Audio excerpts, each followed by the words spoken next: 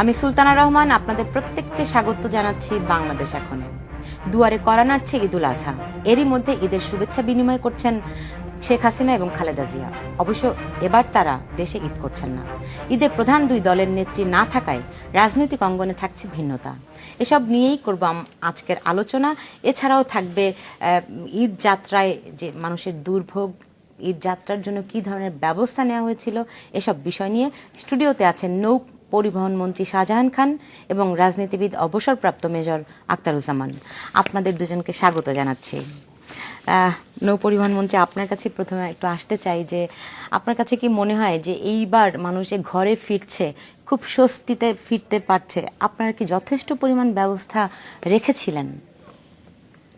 আমি প্রথমেই আমাদের সমগ্র দেশবাসীকে এবং আমাদের প্রিয় শ্রোতা দর্শককে আমি পবিত্র ঈদুল আজহার শুভেচ্ছা জানাচ্ছি। ঈদ মোবারক।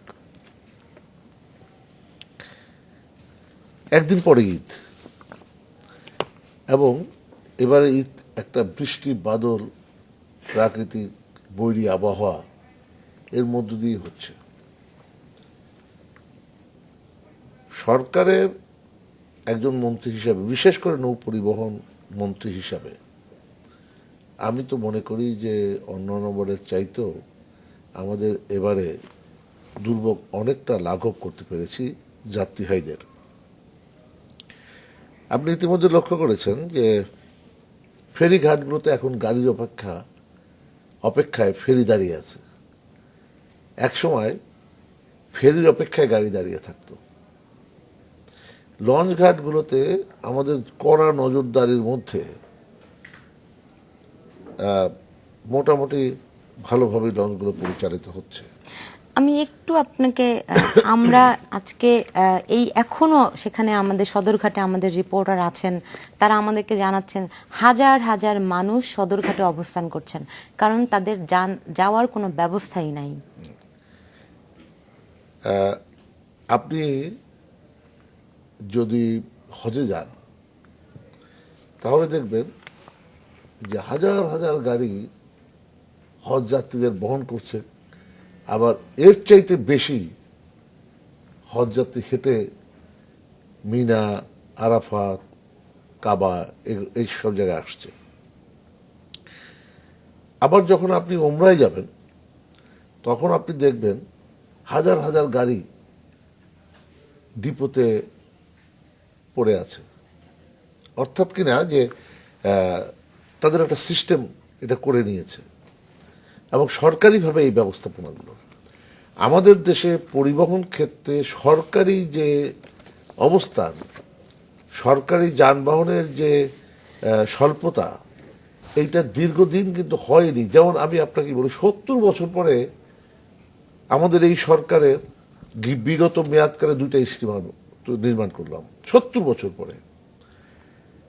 4 জোট সরকারের সময় যখন নাজমুল হুদা সাহেব যোগাযোগ মন্ত্রী ছিলেন, তখন বিআরটিসিতে 80টা যানবাহন ক্রয় করেছিলেন, বাস। আর শেখ হাসিনা বিগত মেয়াদে 950টা বাস ক্রয় করেছিলেন।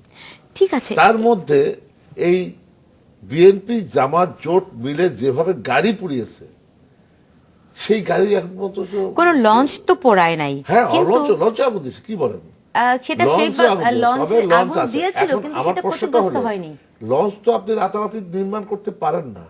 কিন্তু আমি গত বলছি মেয়াদকার, আমি বলি, গত বছর 17টা নতুন লঞ্চ প্রাইভেট সেক্টরে নেমেছে। আপনি নিশ্চয়ই লক্ষ্য করেছেন। সেটাই আমি বলছি যে আসলে আপনারা এত উন্নয়ন করেছেন, এতগুলো সংযুক্ত করেছেন, নতুন পদ্ধতির 2টা জাহাজও প্রাইভেট সেক্টরে, গ্রিন লাইন ওয়াটারওয়েজ কোম্পানি, তারা নামিয়েছে। তারপরেও মানুষকে কেন আসলে সদরঘাটে এই অবস্থা কিন্তু অন্যান্য বছরগুলিতে দেখা যায় নাই। না, প্রত্যেক বছর কে বলেছে সদরঘাটে অবস্থান নিয়ে আছে? এর চেয়ে খারাপ অবস্থা ছিল সদরঘাটে, এর চেয়ে খারাপ অবস্থা না বোধহয়। আমি চেষ্টা করব সদরঘাটে যাওয়ার।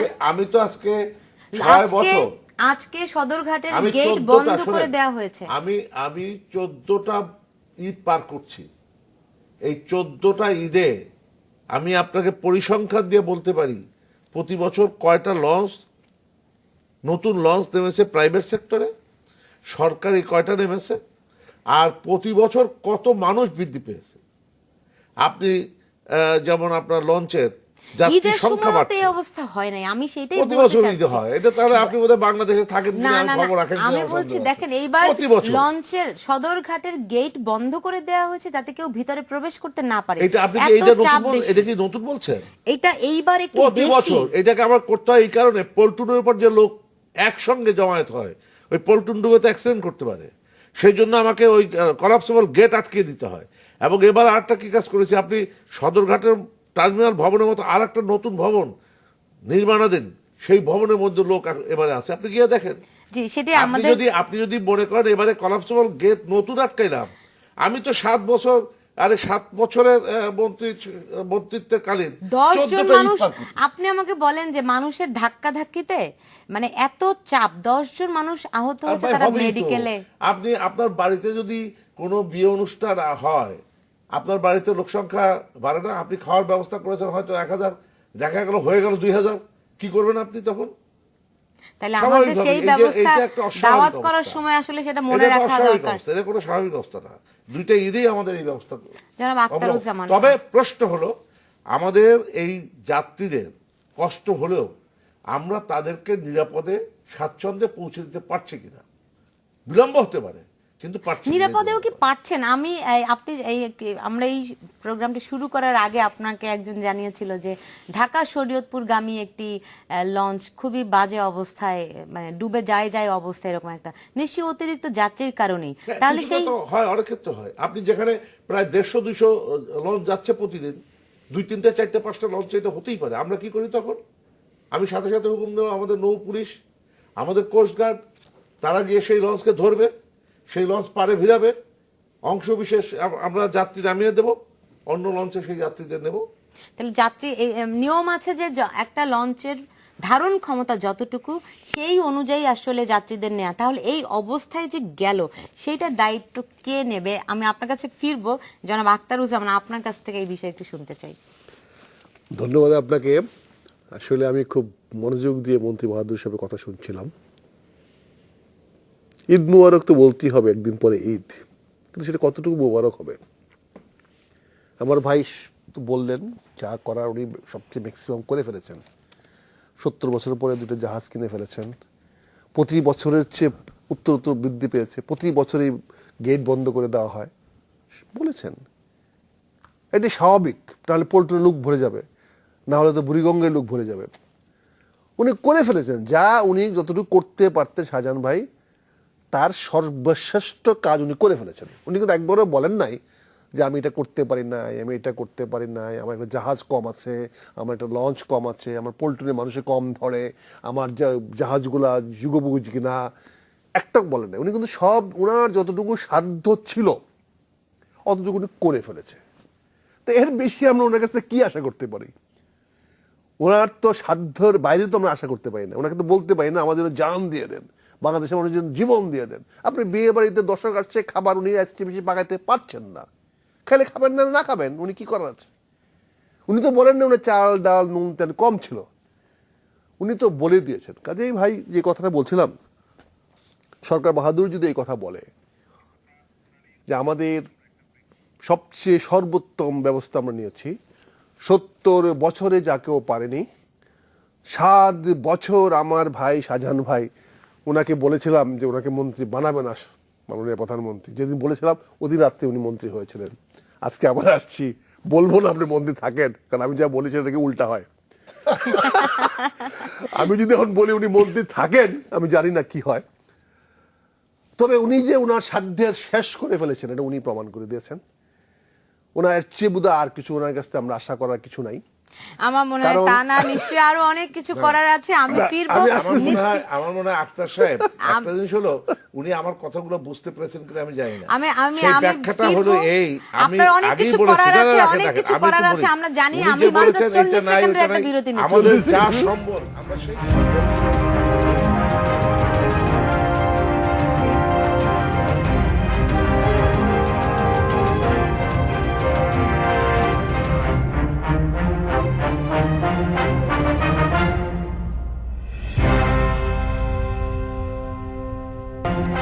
বিরতির পর ফিরে এলাম, দেখছেন বাংলাদেশ এখন।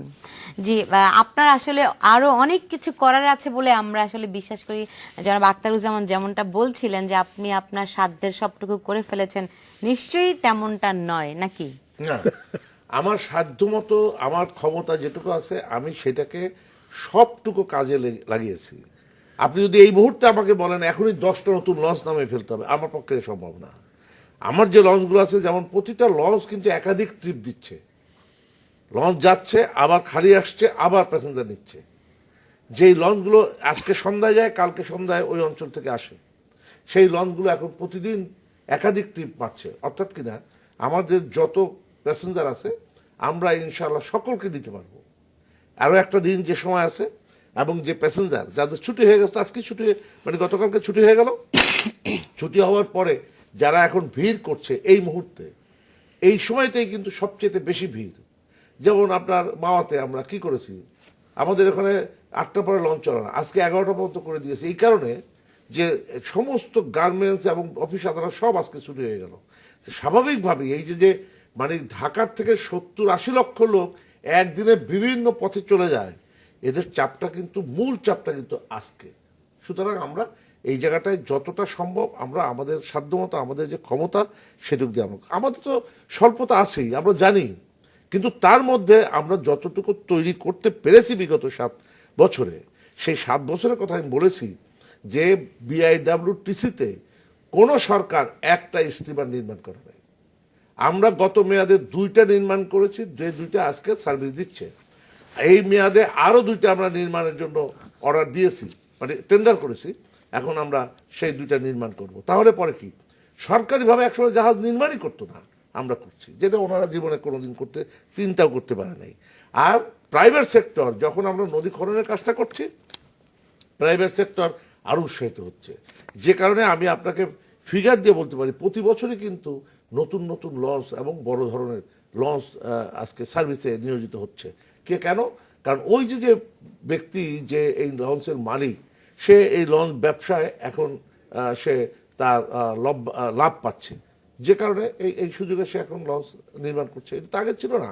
আবার এবং আপনি বাসের সমস্যা, বাস তো আমরা কম পড়ার নাই, বহুত বাস পড়ায় ফেলছে। অন্তত 3000-এর মতো বাস সরকারি বেসরকারিভাবে তারা পুড়িয়েছে, সেগুলো তো নাই।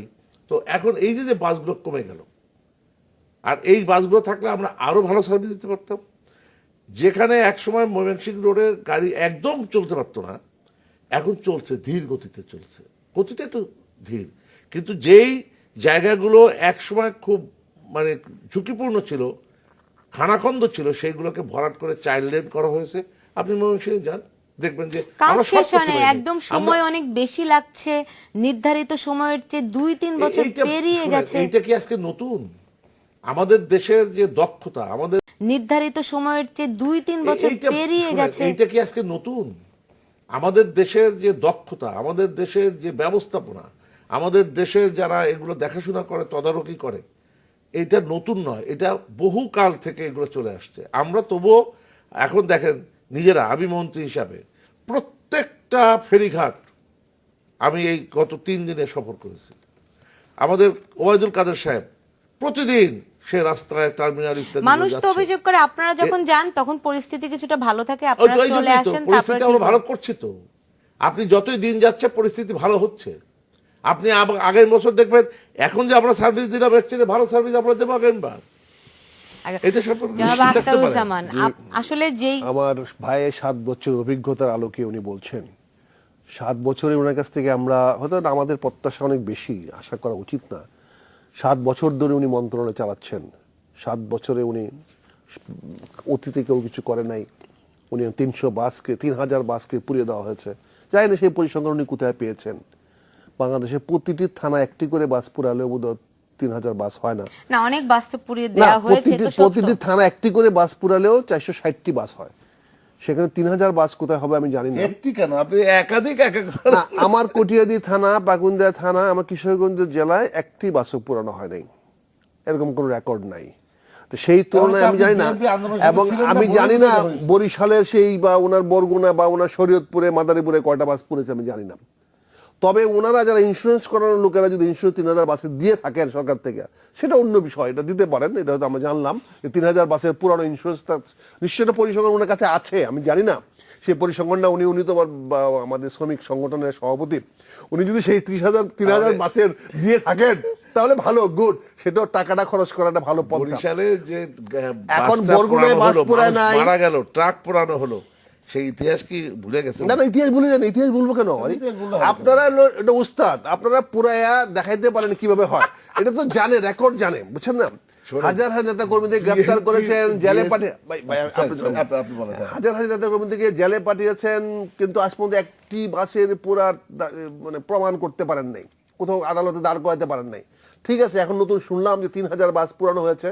আমি যেমন বললাম নেত্রকোণে একটা বাস পড়ে নাই, হবিগঞ্জে একটা বাস পড়ে নাই, সুনামগঞ্জে একটা বাস পড়ে নাই, কিশোরগঞ্জে পড়ে নাই, বরগুনায় পড়ে নাই, 3000 বাস উনি পুড়িয়েছে। যাক, আমাদের কথা আছে, গোয়েবেলসের একটা কথা আছে, কথাটি হলো যে যে জিনিসটা তুমি প্রমাণিত করতে চাও বা এস্টাবলিশ করতে চাও, বাস্তবায়িত করতে চাও, শাহজাহান ভাই হলো আমাদের সেই গোয়েবেলসের বড় উস্তাদ। গোয়েবেলসকে জিজ্ঞাসা করেছে তোমার উস্তাদকে, সে বলেছিল যে বাংলাদেশ শরীয়তপুরে আমার শাহজাহান ভাই আছে, ওনার কাছে শিখেছি। একটি কথা বারবার মাদারীপুরে একটি কথা বারবার বলে যান, বারবার বলে যান, যখন মানুষটা দ্বিতীয়বার শুনবে, তৃতীয়বার শুনবে, তখন তো প্রথমবারটা ভূমিকাটা সে জানে না, কাজে সে বিশ্বাস করে ফেলবে। যাই হোক, যে কথাটা আমি বলছিলাম, না তার মানে আপনি কি বলতে চান আসলে কোনো বাস পোড়ানো হয় নাই? সেই সময় তো ব্যাপক নাশকতা হয়েছে। শত বাস সরকার পুড়িয়েছে, আমি তো না করি নাই। সরকার পুলিশ বাহিনী পুড়িয়েছে শত বাস, একটা দুটা না, পুড়িয়েছে। তার তো প্রমাণ জনগণ দেখেছে। আমি জনগণের সামনে কথা বলছি, জনগণ দেখেছে বাসগুলা কারা পুড়িয়েছে। আমার শাহজাহান ভাই যখন বলতেছে কথাটা, আমিও বলতেছি, হয়তো আদালতে যত মামলা আছে সেগুলো তো দেখছি বিএনপি নেতা কর্মীদের বিরুদ্ধেই আছে। বিএনপি নেতা কর্মীদের নামে তো হাজার হাজার মামলা, এবং 2-4 জায়গায় হাতে নাতে ধরাও পড়েছে। অনেক জায়গায় কিন্তু বিএনপি জামায়াতের কর্মী নেতারা হাতে নাতে ধরা পড়েছে, ককটেল মারার সময়, বাসে আগুন দেওয়ার সময়। আমি এখন ওই প্রসঙ্গে যেতে চাই না, আমি যেতে চাই কিন্তু যাদেরকে হাতে নাতে ধরেছে, শুনেন, বাংলাদেশের পুলিশ ককটেল মারার সময় হাতে ধরে ফেলে, এই গল্পটা আপনারা টেলিভিশনে বলেন, কারা ধরে একজনই নাটক বানিয়ে ধরিয়ে দেওয়া, এটা পুরনো গল্প। এই গল্পগুলো বললাম না, জান বা না জান, কথাটা বলতেই হয়। না, আমি এই প্রসঙ্গে আপনি একটু পরে বলেন, আমি একটু আপনার জায়গায় যেতে চাই, সদরঘাটে যেতে চাই। না, এটা একটু উত্তর না দিলে হবে না। আসলে বিএনপি আগে ট্রেনিং দিতে হয় যে কে কত মিথ্যা কথা বলতে পারবে, সে তত ভালো নেতা হবে বিএনপির। উনি একটু কম বলেছেন, এই জন্য উনি ভালো নেতা হইতে পারেন নাই। ভালো নেতা হয়েছেন এই যে আপনার যারা মিথ্যা কথা বলে। আজকে বিএনপির হলো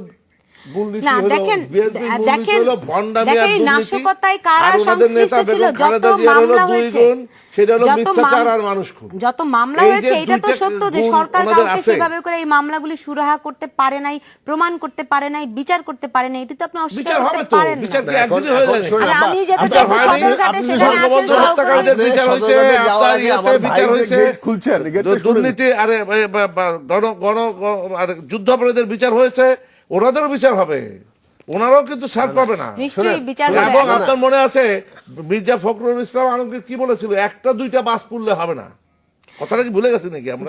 জি, আমি এই বিষয়গুলিতে ফিরবো, একটু যেতে চাই সদরঘাটে। সেখানে আছেন সহকর্মী শিমুল বাশার। শিমুল, আমাদেরকে যদি একটু দেখাতেন যে সেখানকার অবস্থা কি।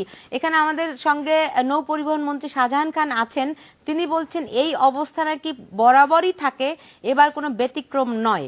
আপনি কি এই ব্যাপারে কিছু জানাতে পারেন কিনা?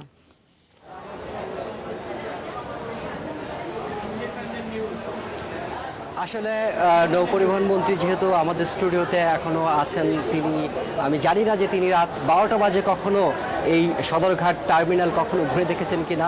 আমরা যেসব যাত্রী রয়েছে এখনো অপেক্ষমান অবস্থায়, তাদের সঙ্গে কথা বলেছি, তারা তাদের অভিজ্ঞতা থেকে বলেছেন যে এখনো পর্যন্ত যতগুলা ঈদে তারা বাড়ি ফেরেন, এমন ভোগান্তির শিকার কখনো তারা হননি। আপনি যদি পেছনে তাকান, এটি কিন্তু কোনো টার্মিনাল নয়, আপনারা একটু সরে যান, এটি কিন্তু কোনো টার্মিনাল নয়, অর্থাৎ সদরঘাট টার্মিনালের ভেতরের চিত্র এটি। লঞ্চের ডেক নয়, লঞ্চের ডেকে যারা যেভাবে অবস্থান করতেন, তারা কিন্তু এখন এই মুহূর্তে লঞ্চ না পেয়ে সদরঘাট টার্মিনালের ভেতর অবস্থান নিয়েছেন। আমরা অনেকের সঙ্গে কথা বলেছি, তারা আমাদেরকে জানিয়েছেন। আচ্ছা চাচা, আপনি তো কতক্ষণ ধরে এখানে অবস্থান করছেন? মাগরিবের আগে হইতে। কেন আসলে কি এখনো কি অবস্থা, আপনারা কেন নৌযান পান নাই? লঞ্চ গেছে যে এটা কারণ আমরা এখানে পরে রয়েছি দাম করি। আপনি কি দেরি করে এসেছিলেন? আমি সিএনজিতে আসছিলাম, কি কি অসুবিধা হয়েছিল আপনার? কিছু অসুবিধা নেই, এখানে আইসা এই যে লঞ্চ আছে এটা। লঞ্চ চলে গেছে? লঞ্চ চলে গেছে, আমাদের পাশে যে আমি হাওয়া যাইতে পারি না, ওই লঞ্চ হাওয়া যাইতে পারি না।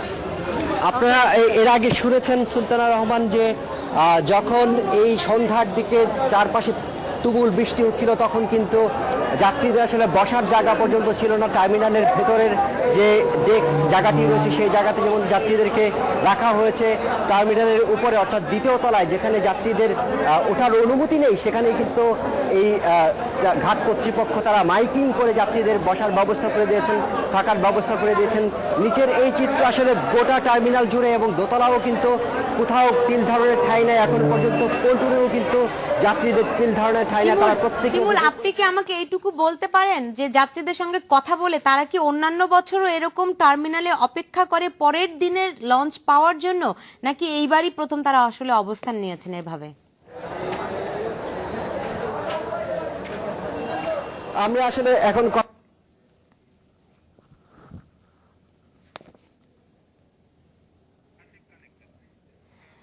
আচ্ছা, আমরা একটু যান্ত্রিক ত্রুটির কারণে শিমুলকে হারিয়ে ফেলেছি, নিশ্চয়ই আবার পরে আমরা আচ্ছা, পাবো। শিমুল যে দৃশ্যটা দেখালো, জি। এই দৃশ্য নতুন কিছু নয়, এবং এই যারা প্যাসেঞ্জার ওখানে আসেন অন্যান্যবার রাস্তায় বা ইয়েতে থাকতো, এখন বৃষ্টি বাদলের দিন আমরা সব জায়গায় দোতলায় নিচতলায়, এবং পল্টনের যখন প্যাসেঞ্জার সব লঞ্চে চলে গেল আবার এরা পরবর্তী লঞ্চের অপেক্ষায় থাকবে, তারা আবার যাবে। আমি নিশ্চিত করে আপনাদের বলতে পারি কোনো প্যাসেঞ্জার, একটু সময় লাগতে পারে, কারণ আমার তো মাত্র ধরেন 150 ট্রিপের মতো দিচ্ছে, তাহলে পরে এই 150 ট্রিপে যতগুলো বা 150 থেকে 200 মতো হবে আমাদের লঞ্চ বা যেগুলো ট্রিপ দেয়, তাহলে পরে এই যে সব তো একসঙ্গে আমি তুলতে পারবো না, আমি পর্যায়ক্রমে তাদেরকে পার করতে হবে। এখন যে লঞ্চটা চলে গেল বরিশাল বা পটুয়াখালী, ভোলা, এগুলো আবার যখন ফিরে আসবে তখন আবার এদেরকে আমরা পার করবো। এটা তো কোনো অসুবিধার কোনো কারণ নেই, একটু কষ্ট হবেই। আপনি আনন্দ করতে যাবেন, একটু কষ্ট করবেন না, এটা তো হয় না। একসঙ্গে সবাই যাবেন, এটা হয় না। আমি একটু যেতে চাই কল্যাণপুর বাস স্ট্যান্ডে, সেখানে আছেন সহকর্মী হাসিফ মাহমুদ শাহ। হাসিফ, আমাদেরকে একটু জানাবেন যে আসলে আমি শুনতে পেয়েছি যে অনেক যাত্রীরা বাসের অপেক্ষায় আছেন, তারা কোনো বাস পাচ্ছেন না। আপনি কি পরিস্থিতি এরকম কিছু দেখছেন নাকি ভিন্নতা আছে? যে আমি এখন আছি রাজধানীর কল্যাণপুর বাস স্ট্যান্ডে। এখান থেকে আমাদের উত্তরাঞ্চলের যে বাসগুলো, যে নাটোর, রাজশাহী, রংপুর, দিনাজপুরের যে রুটগুলো আছে সেখানে বাসগুলোতে যায়। আমরা এখানে আপনি যদি দেখেন আমার আশেপাশে প্রচুর মানুষ দাঁড়িয়ে আছে যারা আর কি দীর্ঘ সময় ধরে বাসের অপেক্ষা করতেছে। একে তো সারাদিন ভরে বৃষ্টির কারণে এই মানুষগুলোর ভোগান্তি আরও অনেক বেড়ে গেছে। আমরা জানতে চাচ্ছিলাম যে কখন থেকে তারা মানে অপেক্ষা করছে বাসের জন্য। আমরা জানতে পেরেছি যে রাত 9টার যে বাসটি এখনও সেগুলো সেরে যায়নি, এবং আমরা কাউন্টারে যারা আছেন তাদের সাথে কথা বলেছিলাম যে কেন এই সময়টা লাগতে দরকার হচ্ছে, যে এত দীর্ঘ সময় 9টা পর্যন্ত, 9টার পর থেকে কেন বাস ছেড়ে যায়নি এই কল্যাণপুর বাস স্ট্যান্ড। তারা আমাদেরকে জানিয়েছে নবীনগর থেকে গাবতলী পর্যন্ত আসতে একটি বাসের 5টি ঘন্টা সময় লাগছে, এবং এখানের যে রোড ট্রাফিক সিস্টেম সেটা ফাংশনিংভাবে কাজ না করার কারণে এই ধরনের দুর্ভোগে পড়তে হচ্ছে। বাসগুলো ঠিকমতো স্ট্যান্ডে না আসতে পারার কারণে ঠিকভাবে ছেড়ে যেতে পারছে না। প্রত্যেকবারই তারা বলছেন যে এই ধরনের বলা হয় যে তারা রাস্তায় যে ট্রাফিক তারা সঠিকভাবে কাজ করবে, মানে বাজার বসবে না, যার কারণে মানুষের বাসগুলো সঠিক সময় যাতে আসতে পারে এবং তারা যেন সঠিক সময় গন্তব্যে পৌঁছতে পারে সেই ব্যবস্থা নিশ্চিত করা হবে। কিন্তু নবীনগর ঢাকার খুব কাছাকাছি হওয়া সত্ত্বেও ওখান থেকেই ঢাকা আসতে 5 ঘন্টা যে সময়টা লাগছে, তার কারণেই ঢাকার মধ্যে থেকে যাওয়ার পথেই 3 থেকে 4টি ঘন্টা সময় বেশি লাগছে যে তাদের গন্তব্যে পৌঁছানোর জন্য। হাসিফ, আমরা একটু মানুষের কথাও শুনতে চাই, তারা আসলে কি বলছেন। আপনি কি একটু মানুষের বক্তব্য আমাদেরকে শোনাতে পারেন যে তারা এই অপেক্ষা যে করছে তাদের কোনো দুর্ভোগ হচ্ছে কিনা, এই বিষয়গুলো একটু জানতে চাই মানুষের মুখে। জি জি জি, আপনি কোন রুটে? আমি রাজশাহী যাব, চাঁপাইনবাবগঞ্জ। আপনার কয়টার সময় বাস ছিল? আমার বাস হচ্ছে 11:15।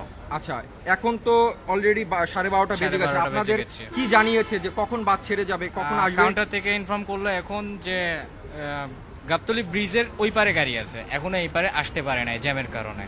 সবকিছু কমপ্লিট বাট আসতে পারতেছে না। আপনি কোন পরিবহনে যাচ্ছেন? আমি হানিফ। আপনি হানি পরিবার, জি আপনি শুনতে পেরেছেন যে এখনো গাবতলীর এসে বাস পৌঁছায়নি। ওনার 11টার সময় বাস ছিল, সেই এখন 12:30 বাজছে। সেই বাস আসতে কাউন্টারই বলছে যে আমাদের আরো 2 থেকে 3 ঘন্টা সময় লাগবে। মানে এই 11টা বাস ছেড়ে যেতে তাহলে 3টা বা 4টা যে কোনো সময় বাঁচতে পারে। জি আমরা সুলতানা। বুঝতে পেরেছি আসিফ, আপনাকে অনেক ধন্যবাদ। আসলে এই সঙ্গে নিচ্ছি একটা বিরতিতে যেতে হচ্ছে, এই বিষয়গুলি নিয়ে আমি ফিরবো। নিচ্ছি একটা ছোট্ট বিরতি।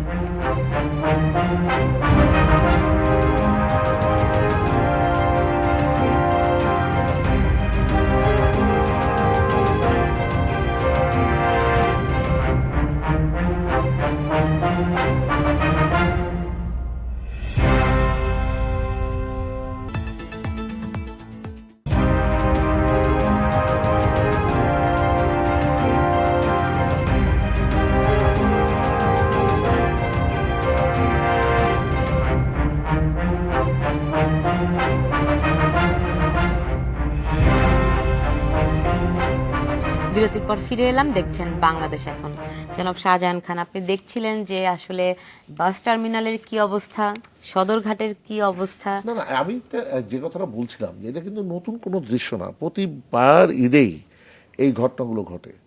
তবে একটা টার্মিনালের কি অবস্থা, সদরঘাটের কি অবস্থা। না না, আমি তো যে কথাটা বলছিলাম যে এটা কিন্তু নতুন কোনো দৃশ্য না, প্রতিবার ঈদেই এই ঘটনাগুলো ঘটে।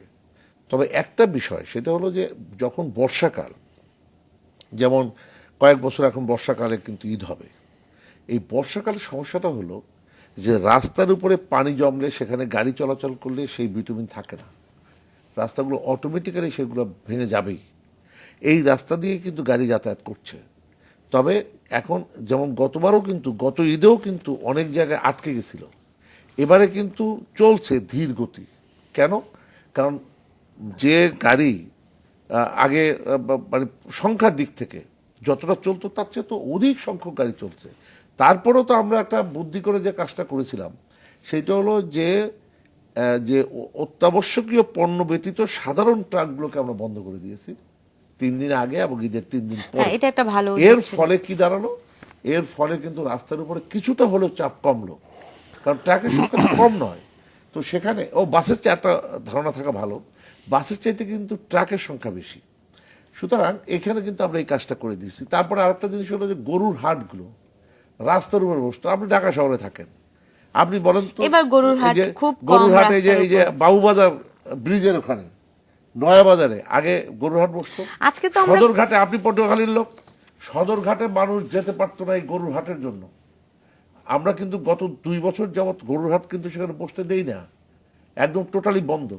রাস্তার উপরে গরুর হাট উঠতে দিচ্ছি না। যেমন এখন তো তবুও যে শুনলাম যে আমিন বাজারের ব্রিজের উপরে এখন বাসটা আসছে। এই যে গাবতলীর গরুর হাট রাস্তার উপরে পর্যন্ত উঠতো, আমরা কিন্তু এখন রাস্তার উপরে উঠতে দিচ্ছি না। এটা খুবই ভালো এবং খুবই সুতরাং এই প্রশংসনীয়। পদক্ষেপগুলো জনাব তো আখতারুজ্জামান, যখন ধীর গতি মানে কি 5 ঘন্টা দেরি করে আসা? না, বিষয়টা আপনি যে আলোচনা করছেন আমি সে আলোচনা করব না। বিষয়টা হচ্ছে ব্যবস্থাপনার ব্যর্থতা। ধীরগতি আর দ্রুতগতি এগুলো তো বিষয় না, বিষয়টা না আমি ব্যবস্থাটা করতে পারি নাই। আজকে মন্ত্রী বাহাদুর সাহেব আমাদের গালাগালি করেছেন, মাননীয় প্রধানমন্ত্রীকে খুশি করার জন্য উনি বলেছেন বিএনপি খুন আর কি কি বলেছেন।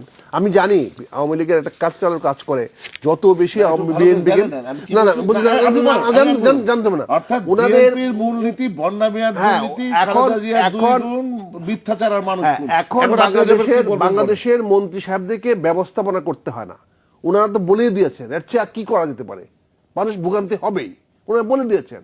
ওনারা ব্যবস্থাপনা ধার ধারেন না, ব্যবস্থাপনা জানেন না। ওনারা জানেন বিএনপি গালি দিতে হবে, বিএনপিকে যা ইচ্ছা বলতে হবে, যত বেশি বিএনপি বলতে পারবে মাননীয় প্রধানমন্ত্রীর কাছে তত বেশি তাদের প্রমোশন হবে। এটা একটা স্যাডিস্ট রাজনীতি চলতেছে। একজন গালাগালি করতে পারে, যত বেশি গালাগালি করবে। আমি দোয়া করি ওনার প্রমোশন হোক, ওনাকে আরো উন্নতি দেখ, উনি আরো গালাগালি করুন। দেখেন দুই নেত্রী, প্রধানমন্ত্রী এবং বিএনপি চেয়ারপারসন খালেদা জিয়া দুজন কিন্তু দুজনকে শুনুন আমার কথা, ওনার প্রমোশন হোক, আমি আসতেছি, আমি আসতেছি, ওনার প্রমোশন হোক, অনেক কিছু আর কি প্রমোশন হবে? মন্ত্রী হয়েছে, মিনিস্টার হয়েছে, এখন ডিপিএম হইতে পারে, কত কিছু করতে পারে, বানাইতে পারে, প্রমোশন তো অভাব নাই, হইতে পারে, হোক, আরো গালাগালি করুক।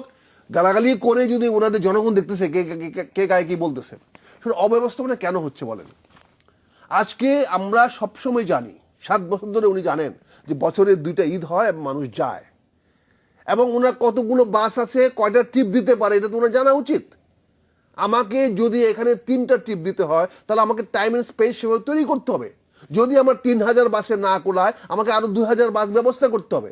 আমাকে উনি পারবেন না, এই যে উনি বলছেন পারবেন না, তাহলে কত বড় অব্যবস্থাপনা। কারণ ওনারা জানেন না এর বিকল্প কি, সেটা ওনারা জানেন না। সেই মন্ত্রীও সেটা বুঝেন না যে বিকল্পটা কি, কিভাবে আমি এটা করতে পারি। মানুষ ঈদে যেতে হবে, আপনি বুদ্ধি দেন। এই দেশের গ্রামের মানুষ ঈদে তার ঘরে ফিরতে হবে, আপনি বুদ্ধি দেন। নিরাপদে নিশ্চিতে। সেই বুদ্ধি যদি চান বলেন, হ্যাঁ, দিব। চাইছি আপনার কাছে, বলেন না হ্যাঁ, দেখি। বুদ্ধিটা সিম্পল আপনি করে দেন। বলেন। এই যে ছুটিগুলো আছে, এই যে গার্মেন্ট চলবে, সবাইকে একসঙ্গে ছুটি দিচ্ছেন কেন আপনি? সারা বাংলাদেশে একসঙ্গে ছুটি দিচ্ছেন কেন? আপনি অফিস ম্যানেজমেন্ট কেন করতে পারেন না? আপনি প্রথম দিন আপনি পুরো শুটিংটাকে 7 দিন স্পেন্ড করেন, করে প্রথমে একটা গ্রুপকে ছুটি দেন, ঈদের আগে একটা গ্রুপ করেন, ঈদের পরে একটা গ্রুপ করেন। একটা গ্রুপ 3 দিন আগে শুরু করুক, 40% 50% লোককে আগে ছুটি দেন, ওরা আগে চলে যাক। গার্মেন্ট 7 দিন বন্ধ করে দেন, আপনি ট্রাক বন্ধ করে দিচ্ছেন। আরে যে ট্রাকে অনেক বেশি মানুষ চলাচল করে, এই যে শ্রমিক কর্মজীবী মানুষগুলো যারা গরু নিয়ে আসতেছে, তারা ট্রাক নিয়ে আসবে, ট্রাক বন্ধ করে দিয়েছেন। আবার বলতেছেন এটা খুব ভালো ব্যবস্থা নিয়েছেন। আরে ভাই, আমি যেটাতে চলি এইটা চলতে পারবে, আর অন্য যেটা চলতে পারবে না।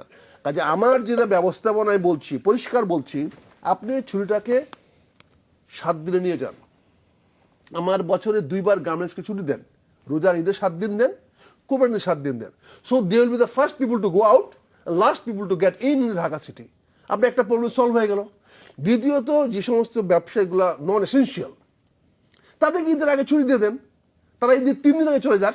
এই বিষয়টা কিন্তু বেশ কিছুদিন ধরে আলোচনাও হচ্ছে। আপনাকে একটা জিনিস আলোচনা বলি, হচ্ছে যে কি, এই যে- গার্মেন্টস এর মালিক, যার শিপমেন্ট হয়তো ঈদের পরে হবে, আপনি যদি তাকে বলেন যে তুমি এখন 7 দিন ছুটি দিয়া তোমার শিপমেন্ট, তাকে আপনি দিয়েন না, যার কাজ নাই তাকে দেন। যার কাজ দেয় বলা হয়েছে বিজিএম, না, বলা রাখেন হচ্ছে কি, রাখেন রাখেন আমাকে কথা বলতে রাখেন দেন। না, একটু বলি। আমি বলি যে বিজিএমএ যারা এটা কন্ট্রোল করে, তাদের বক্তব্য হলো যে আমাদের শিপমেন্ট আছে, তো আমাদের তো মানে বায়ার আমাদের এই হাইকোর্ট আর কত দেখাবেন সুতরাং ভাই? না এটা তো বাস্তবতা ভাই, এই কিসের বাস্তবতা বোঝেন না, কিসের এই তো 7 মুশকিলে দিনের মধ্যে পড়ি। shipment? ওই 7 আপনি দিনের মধ্যে তারা আপনি ছুটি হলেন দিচ্ছে না। অদ্ভুত কথা No, no, বলছেন, কিন্তু তারা- আপনি হলেন না, expert।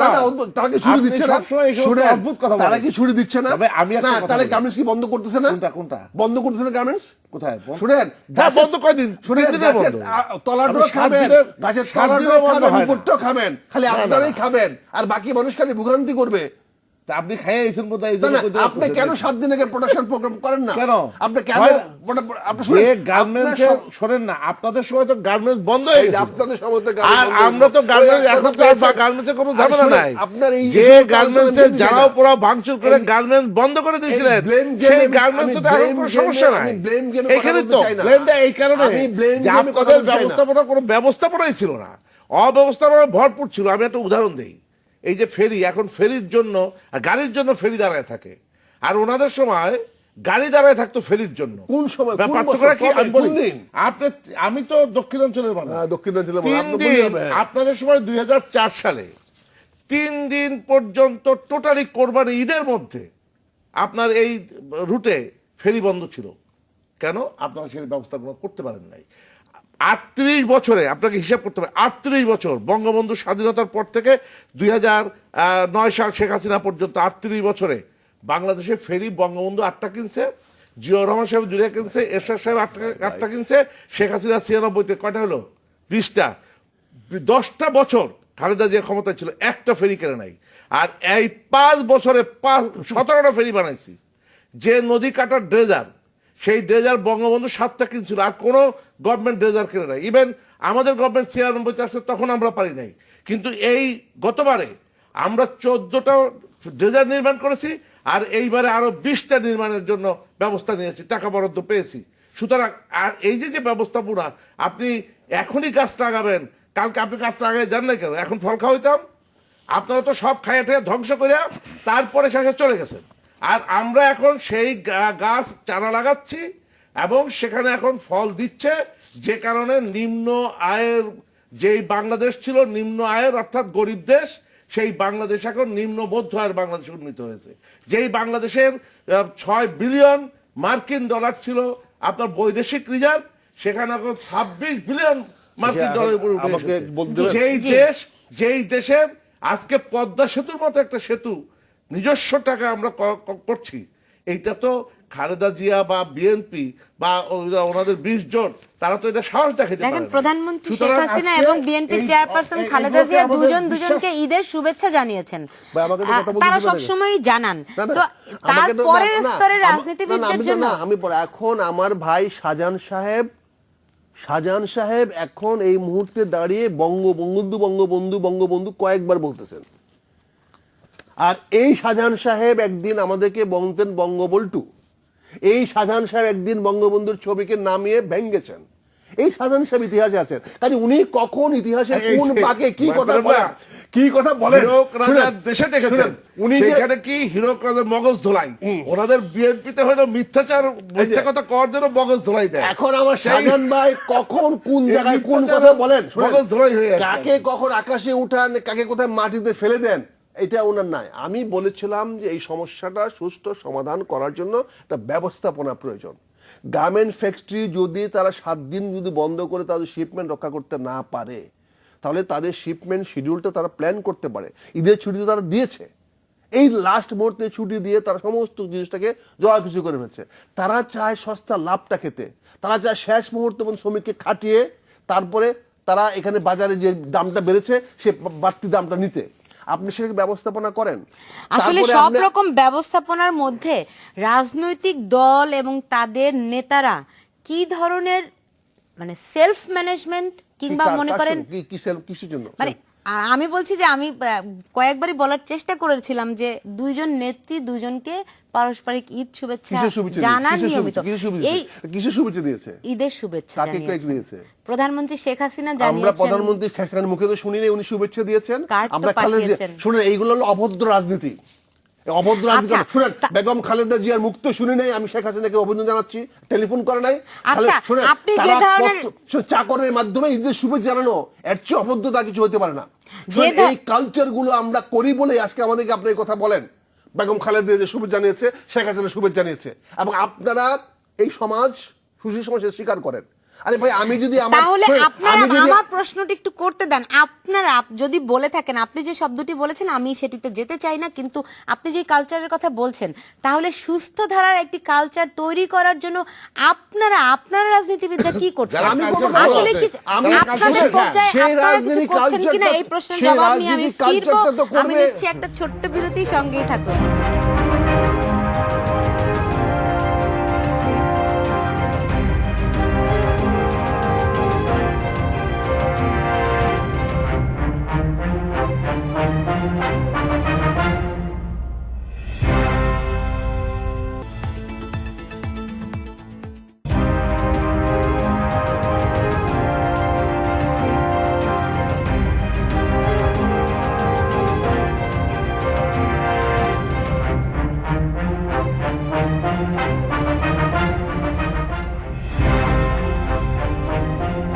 বিরতির পর ফিরে এলাম, দেখছেন বাংলাদেশ এখন। জি, জনাব শাহজাহান খান, আসলে আমরা কি আমাদের রাজনৈতিক সংস্কৃতিতে তেমন পরিবর্তন আনতে পারি কিনা? আলোচনা কোথায় যাচ্ছে আমি জানি না, তবে আক্তার সাহেব তো উনি সব দিকেই বল পিটাচ্ছেন। যেখানে গিয়ে পড়ে একটা কথা, একটা গল্প আছে, ফুটবল খেলতেছে তিনি কি এখন দলছুট? নাম কাদের, তা এখন বলতেছে এই কাদের পায়ে বল, সবাই সাবধান, মানে কাদের নিজের দলেও গোল দেয়, অপর দলেও গোল দেয়। তা এখন উনি হলেন কোন দলে গোল দিচ্ছেন আল্লাহ বাবুর জানে, আমি জানিও না ওনার অবস্থানটা কি এখন। তবে একটা জিনিস, যে কালচারের কথা বললেন না, এইটা কোন কালচার, আমি এটা যদি ওনাকে জিজ্ঞেস করি, সেটা হলো যে যখন শেখ হাসিনা খালেদা জিয়ার ছেলে মারা গেল, তখন প্রধানমন্ত্রী হিসেবে উনি তার বাসায় গেলেন, উনি দরজাও আটকায় রাখলেন, খুললেনও না, গেটটা খুললেন না, এটা কোন কালচার? শেখ হাসিনা যখন খালেদা জিয়ার সঙ্গে কথা বলতে চাইলেন টেলিফোনে, কথাগুলো সবাই শুনেছি আমরা, শেখ হাসিনার কথা আর খালেদা জিয়ার কথা কালচার কার ভালো আর কার খারাপ, এটা উনি কেন, আজকে গোটা জাতি সেটা প্রমাণ করবে। সুতরাং কালচার আমাদের শিখে লাভ নাই। আওয়ামী লীগ সবচেয়ে প্রাচীন দল, আর আওয়ামী লীগ সৃষ্টি করেছেন জাতির পিতা বঙ্গবন্ধু সহ, মৌলানা ভাসানী, শামসুর রহমান সোহরাওয়ার্দী সহ এই আওয়ামী লীগ সৃষ্টি করেছে, যার সবচেয়ে প্রাচীন দল হলো এখন আওয়ামী লীগ। সুতরাং আওয়ামী লীগের কালচারকে নিয়ে কথা বলার কোনো সুযোগ না, আছে বলে মনে হয় না। আখতারুজ্জামান সম্ভবত আওয়ামী লীগের কালচার নিয়ে বলেন, এই ওভারঅল রাজনৈতিক সংস্কৃতি নিয়ে সম্ভবত আমাকে বলেছেন। আমাকে একটু বলতে দিবেন দুই না? নেত্রী সম্পর্কে বলছেন কিন্তু তার আমাকে মানে সুযোগ আছে না, বলে মনে হয় না। আখতারুজ্জামান সম্ভবত আওয়ামী লীগের কালচার নিয়ে বলেন, এই ওভারঅল রাজনৈতিক সংস্কৃতি নিয়ে না, সম্ভবত আমাকে- বলেছেন। আমাকে একটু বলতে দিবেন দুই না? নেত্রী সম্পর্কে বলছেন কিন্তু তার আমাকে মানে হলো আওয়ামী লীগ এবং বিএনপি। আমাকে একটু তাহলে পরে আমি বলতে যেটা দিবেন? মনে করি সেটা হলো যে এই কার্ড পাঠানো এটা কিন্তু একটা ভদ্রতা, এটা কিন্তু অভদ্রতা না। টেলিফোনে কখনো কেউ ঈদ শুভেচ্ছা পাঠায় না, সব কার্ড আমরাও পাঠাই, উনিও হয়তো পাঠান, আমিও পাঠাই, আপনাকে। আবার এটাও তো ঠিক যে এইটা কেউ কারো এইটাই হলো মুখ দেখে কালচার। না, তাহলে উনি কেউ কারো সঙ্গে কালচারটা কথা বলেন, আবার এখন কার্ড কালচারের পাঠিয়ে ব্যাখ্যা দিয়ে কি দেবেন আসেন। আমি কথা জানি না। বলেন, তাহলে আমাদের বলতে জি, দেন। জি, আখতারুজ্জামান বলুন। আচ্ছা, এখন আমাকে উনি বলেছেন উনি কোন চরিত্রহীন কাদের কোথায় কোন গল্প এটা নিয়ে আসছেন, কোথায় কে ফুটবল খেলছে, বল, কারণ একজন ফুটবল দুই দিকে বল গোল করার সুযোগ আছে কিনা যায় না, এগুলো বানানো গল্প এগুলো করে। আমার শাহজাহান ভাইকে কেন শাহজাহান ভাই যেহেতু বলছেন, খুব জোর দিয়ে সরকারের কথা বলছেন, আওয়ামী লীগের কথা বলছেন, এই শাহজাহান সাহেব ৭৫ সনের পূর্বে কোন রাজনৈতিক দল করতেন উনি বলুক, উনি কোন পার্টি করতেন? উনি জাসদে সাংগঠনিক সম্পাদক ছিলেন। না না, আপনি ভুল করছেন। আমি আওয়ামী লীগের থেকে আমি জাসদে গেছি, জাসদ থেকে আওয়ামী লীগে প্রত্যাবর্তন করছি, এবং সেটা হলো যে আমি স্বাধীনতার পরের থেকে আমি আওয়ামী লীগে ছিলাম, এক পর্যায়ে আমি জাসদে গেছি, পরবর্তীতে আমি আবার আওয়ামী লীগে ফিরে আসছি। তাহলে এখন প্রশ্নটা তাদের হলো, না, চরিত্র আমি শেষ করি। আমাকে বলতে দেন, আপনি তাহলে আমাকে শেষ করতে দেন। এবং আপনি যে কথাটা বলছেন অত্যন্ত অসত্য, এবং যে কথার কোনো ভিত্তিহীন কথা, সেটা হলো কখনো আমি বঙ্গবন্ধু সম্পর্কে কোনো কটূক্তি করিনি। উপরন্তু জাসদের জাতীয় কমিটির মিটিংয়ে আমি বলেছি যে 3টা বিষয় আমাদের সিদ্ধান্ত নিতে হবে। একটি হলো জয় বাংলা স্লোগান, যেটা এখন জাসদ দিচ্ছে। একটি হলো আমরা বঙ্গবন্ধুকে, কেউ হয়তো বলছি বাংলাদেশের স্থপতি, কেউ বলছি জাতির পিতা, কেউ বলছে, এই যে বিভিন্নভাবে কথা বলা, একটা ভাষায় কথা বলতে হবে। আর জাতীয়তাবাদের দিক থেকে আমরা কি বাঙালি না বাংলাদেশি, এই সিদ্ধান্ত নিতে হবে, যেটা দীর্ঘদিন পরে হলো জাসদ সেই জায়গাটায় আসছে। তাহলে পরে জাতীয় মুক্তিযুদ্ধের চেতনায়, যে চেতনার ভিত্তি আজকে সৃষ্টি হয়েছে, যে শক্তি আজকে বৃদ্ধি পেয়েছে, সেটা হলো মুক্তিযুদ্ধের সব চেতনার লোকগুলো কিন্তু এক জায়গায়। আর ঠিক অপরদিকে মুক্তিযুদ্ধ বিরোধী শক্তিগুলো সব এক জায়গায়। একটা শেখ হাসিনার নেতৃত্বে মুক্তিযুদ্ধের পক্ষে, খালেদা জিয়ার নেতৃত্বের বিপক্ষে, আদর্শের লড়াই এটা চলবে। আজকে যদি খালেদা জিয়া ধরেন, ওনার এই যে দুর্নীতি মামলায় সাজা হয়ে গেল, তারপরে তারেক রহমান দেশে আসতে পারলো না, তার সাজা হয়ে গেল, তারপরেও কি বিএনপি থাকবে না বা আওয়ামী লীগ বিরোধী থাকবে না? বিএনপি তো আমি মনে করি না, আওয়ামী লীগ না, বিরোধী আপনি একটি যদি শক্তি ধরেন- আছে। সেই আওয়ামী লীগ বিরোধী শক্তিকে ওনারা ক্যাপিটাল করে আজকে ওনারা আমাকে রাজনীতি কিন্তু করছে। ভাই কথা কিন্তু বলতে দেন। আদর্শিকভাবে আমি কিন্তু কথা ওনাদের বলতে কোনো আদর্শ বা মূল নীতি সেখানে নেই, যে কারণে ওনাদের কথায় আপনি দেখবেন যে দেখেন, একজনে বললেন গত চিকিৎসা করতে রোববার গেছেন দিন খালেদা জিয়া, এসপি ইমাম- আর হান্নান সাহেব বললেন যে চিকিৎসা করতে যায় নাই, উনি গেছে এটা আলোচনা করতে। আচ্ছা, গত রোববার এসটি ইমাম বলেছেন যে যারা স্বাধীনতার পরাজিত শক্তি বা মানে তাদেরকে, মানে শত্রুকে মানে নিশ্চিহ্ন না করা পর্যন্ত বা তাদেরকে নির্বাসনে পাঠাতে হবে, এরকম একটি ব্যাপার যাই হোক, এটা নিয়ে বলেছেন। আমার কথাটা শেষ ছিল। আমার কথা ছিল শাহজাহান ভাই যে বক্তব্যটা দিচ্ছেন, ঢালাওভাবে বিএনপি গালাগালি করছেন, আমাদের গালাগালি করছেন, আমাকে বলছেন ব্যক্তি আক্রমণ করছেন। সেই শাহজাহান আপনিও ভাই করছেন। না, সেই শাহজাহান ভাই যে একদিন আওয়ামী লীগ ছেড়ে চলে গিয়েছিলেন, একই কথা উনি এবং বারবার না, এগুলো উল্লেখ চলে করছেন। গিয়েছে, এই জিনিসটা তো আর ওনার বিষয়বস্তু নাই বলেই কিন্তু এগুলো এই দেখেন, করতেছেন। আমাকে কথা বলতে দিচ্ছেন আচ্ছা, না, বলেন, বলেন। বলেন। তা উনি চলে গিয়েছিলেন, উনি আজকে আবার হালুয়া রুটি পাচ্ছেন, মন্ত্রী হয়েছেন, স্বাভাবিকভাবে উনি তো এখন স্তুতি গাইতে হবেই, উনি স্তুতি গাইবেন, এটা খুব স্বাভাবিক, এটা অস্বাভাবিক কিছু না। কারণ উনি যখন হালুয়া রুটি পান নাই, তখন ওনার কি চরিত্র ছিল আমরা ৭২ থেকে ৭৫ সনে দেখেছি। আবার উনি ৭ বছর ধরে আমরা এখন দেখছি ওনার এখন তো একমাত্র কাজ হবে আমাদের গালাগালি করা। বিএনপি কিছুই করে নাই, আওয়ামী লীগ সবকিছু করেছেন, আওয়ামী লীগ সবকিছু করে আপনি আমাদের গালাগালি বিএনপি কে আপনি টানছেন, ভাই, আপনি তো বিএনপি তে এখন নাই। উনি কত কেন বিএনপি কত আমি থাকবো না কেন? আমি তো বিএনপি করি, আমি তো ওনাদের মতো না একবার এক দল ছাড়া এক দল যায়। আমি বিএনপি করি এবং আজীবন বিএনপি করব, এটা নিয়ে কোনো মাথা ব্যথা নাই।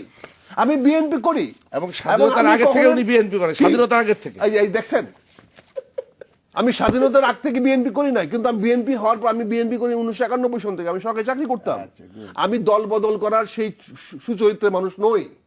যারা যখন সুবিধা পায় একদিকে যায় একদিকে চলে আসে, আমি সেই ভালো মানুষ আমি নই, আমি খারাপ মানুষ। কিন্তু আমরা দল বদল করি না, আমরা থাকি, যত গালাগালি করেন আমরা একই দল করি। আজকে উনি এই কথাগুলো বলছেন, আমি ওনাকে দোয়া করি উনার তো আওয়ামী লীগে উনারা প্রমোশন হোক, আরো ভালো করুক, উন্নতি হোক, আরো বড় মন্ত্রী হোক, দোয়া করি। তা আমি যে কথা আসতেছি, আজকে আমাদের দুর্গতির থেকে আমরা মুক্তি চাই।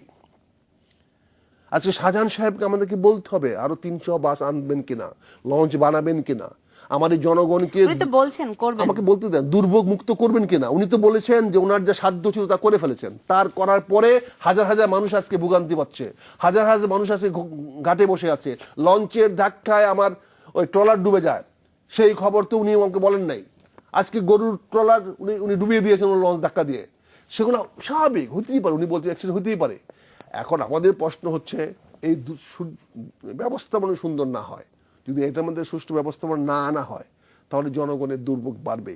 এই সরকার আজকে আপনি যেটা বললেন যে কার্ড দেওয়া, দাওয়াত দেওয়া, এই দাওয়াতটা যদি উনারা ব্যক্তিগত, উনি বলেছেন উনার বাসায় আসে নাই, বাসায় আসে গেট করে নাই, সেটা আমরা বলেছি সেটা অন্যায় করা হয়েছে। আমরা বলেছি যারা করেছে তারা অন্যায় করেছে, সেটা তো আমরা আজকে বলি না, ওদিনই বলেছি, এখনো বলছি কাজটা অন্যায় হয়েছে, কাজটা করা ঠিক হয় নাই। আমরা বেগম খালেদা জিয়ারকে শুধু তোয়াজ করি না, আমরা যেটা বলার তাকে বলি, কিন্তু ওনারা কি সেটা বলেছেন? এবং এই যে কার্ড চালাচালের কথা বলছেন, কালচারের কথা বলছেন যে আমরা কার্ড দিয়ে দাওয়াত দিই। আরে ভাই, কার্ড দিয়ে দাওয়াত দিই কি? আমি আমার বন্ধুকে আমি যদি ওনাকে একটা কার্ড পাঠিয়ে দিই মন্ত্রী সাহেবের কাছে, মন্ত্রী সাহেব কার্ডটা কি সহজভাবে নেবেন? ইমার্জেন্সি একটা কার্ড পাঠিয়ে দিয়েছেন, এটা আচ্ছা, আমি যদি কিভাবে নিতে হবে? কিভাবে নিতে হবে? ঈদ শুভেচ্ছা কার্ড, বিয়ের কার্ড না। আপনার আমার বিয়ের কার্ড এখানে নাই। মন্ত্রী সাহেব, মন্ত্রী সাহেব, শুভেচ্ছা মন্ত্রী কার্ড, সাহেব, মন্ত্রী সাহেব, আপনি বলেন আপনি শুনেন, কয়জনের হাতে পৌঁছান শুনেন, শুভেচ্ছা কার্ড? যারা হাতে, আপনি হয় মেসেজ পাঠান শুনেন অথবা শুনেন, আপনি যদি আমার প্রতিপক্ষ হন, আমি আপনার প্রতিপক্ষ তো জীবন শুনেন না, ভরে আছি। আপনি যদি না যদি হন, আওয়ামী লীগ করি, হ্যাঁ শুনেন, যদি আপনি প্রতিপক্ষ তো বটেই। যদি আপনি আমার সেই পর্যায়ে হন, তাহলে আপনি কার্ডটা যদি আমাকে ডাকে পাঠান, আমি কার্ডটা ওইখানে ফেলে দেবো, ডাকে না, ডিল দিয়ে। ডাকে না, লোক দিয়ে পাঠানো। আপনি পিয়ন দিয়ে পাঠাবেন, ইটা দিয়ে ফেলা দেবো। আপনি অনেক কথা বলেছেন, ভদ্রতা, এখন একটু বলি। আপনি অনেক কথা বলছেন, আমি বললেন কাজে এটা অভদ্রতা। আমার কিন্তু সময় শেষ আপনি- হয়ে গেছে। আমি যে কথাটা বলতে চাচ্ছি শেষ করি। ভাই আমার অনেক কথা বলবেন, ভাই কথা হ্যাঁ, শোনার না, জন্য আর আছি। সময় নাই, আমরা আপনি- মন্ত্রী সাহেবদের কথা শুনবো, তাদের কাছে আমি জানতে চাই। আপনি হ্যাঁ, 30 এখন সেকেন্ডের এটা মধ্যে আমি শেষ উত্তর করুন। দিচ্ছি। জি, আপনি যে জি। ব্যবস্থাপনার কথা বলছেন, হ্যাঁ। আমি সেটা উত্তর দিচ্ছি। আমাদের যে ব্যবস্থাপনা দিন দিন আমরা উন্নতি করছি, তার দৃষ্টান্ত আপনারা দেখেছেন। এবং আমাদের এখন কোনো ঘাটে, আরিচা ঘাট হোক, মাওয়া ঘাট হোক, আমাদের এখন ঈদের নামাজ পড়তে হয় না। আপনাদের সময় ঈদের নামাজ আমরা সেখানে পড়েছি। আর আমরা যে দুর্ঘটনার কথাটা বলেছেন, এই দুর্ঘটনার কথাটা একটু বলা দরকার। সেটা হলো 4 জোট সরকার যখন ক্ষমতায় ছিল, লঞ্চ দুর্ঘটনা এক বছরে কোথায় 31টা সর্বোচ্চ আমি বলছি দুর্ঘটনা, আর লঞ্চ এক দুর্ঘটনা বছরে হচ্ছে, সর্বনিম্ন আমাদের ছিল কোথায়? 20টা। এবং আমাদের সময় সর্বোচ্চ এক বছরে ছিল 16টা, আর সর্বনিম্ন 13-14তে 5টা। আর আল্লাহর রহমতে এই বছর এখনো শেষ হয় নাই, এই পর্যন্ত মাত্র 2টা লঞ্চ দুর্ঘটনা ঘটেছে। আর এ পর্যন্ত আল্লাহর রহমতে আর কোনো দুর্ঘটনা নাই। সুতরাং ম্যানেজমেন্ট যদি আমাদের ভালো না থাকতো, তাহলে কিন্তু আমরা এটা করতে পারতাম না। আর আপনি এই যে দুর্গতির কথা বলেছেন, আমরা কোনো দুর্গতির শিকার মানুষকে করতে চাই না। আপনি বাস ক্রয়ের কথা বলেছেন, আমি আগেই হিসাব দিয়েছি যে আপনারা যখন ক্ষমতায় ছিলেন 4 জোট সরকার, তখন আপনারা বিআরটিসির জন্য মাত্র 80টা বাস কিনেছিলেন। 30 আর সেকেন্ডের মধ্যে আমরা শেষ গত করতে হবে। মেয়াদে আর 950টা বাস কিনেছি। এবং এই বছরে আরো বাস আমরা কিনবো, নতুন নতুন রেলগাড়ি আমরা কিনছি, নতুন নতুন জাহাজ বানাচ্ছি, এবং লঞ্চ তৈরি করা হচ্ছে। আমাদের এই যে দুর্গতি মানুষের, সেটা কমাবার আমরা জন্য আশা করছি যে আগামী বছর ঈদে নিশ্চয়ই আপনার এগুলোর বাস্তবায়ন দেখতে পাবো। আপনাকে যদি কোনো ব্যবস্থাপনা আরো কোনো পরামর্শ থাকে, আপনি লিখিতভাবে আমাকে দিয়েন, আমি আপনার পক্ষ থেকে আমি সেটাকে বলবো। আমরা সরকারকে আশা করছি যে এই আগামী বছর ব্যবস্থাপনাগুলো নিশ্চয়ই করলে আরো হবে। ভালো ব্যবস্থাপনা দেখতে পাবো, এই প্রত্যাশা রাখছি। আমাদের আরো অনেক কিছু জানার ছিল, অনেক কিছু বলার ছিল, কিন্তু শেষ করতে হচ্ছে। আপনাদের দুজনকে অনেক ধন্যবাদ অনেক ধন্যবাদ স্টুডিওতে আপনাকে। আসার জন্য। দর্শক আপনাদেরকে অনেক ধন্যবাদ। সবাই ভালো থাকুন।